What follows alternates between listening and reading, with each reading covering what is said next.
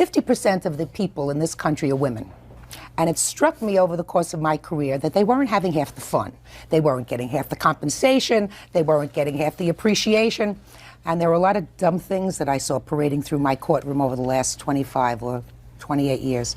So I decided to memorialize some of my thoughts. Right. And some of my personal experiences, because I didn't do things right all the time. If you do something stupid, it's your fault.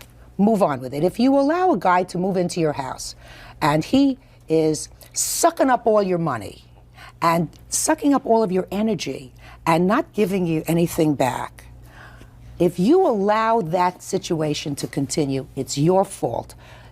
Don't make yourself a victim. And we do that all the time. You know, he only beat me once, right? He promised he'd leave his wife, right? And he never slept with his wife, who turns up 6 months pregnant. All of those things are denials. One of the examples that I use is Barbra Streisand. And people call her a control freak because she likes to be in charge of every part of a production of the movie that she does. The fellow who did Titanic, what was his name? James Cameron. James Cameron.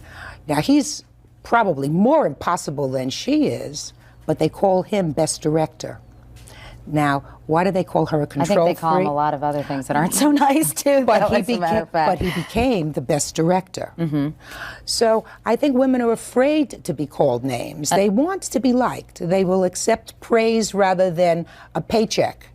And that's just dumb. It seems to me that the women that I've met in business are usually smarter than their male counterparts.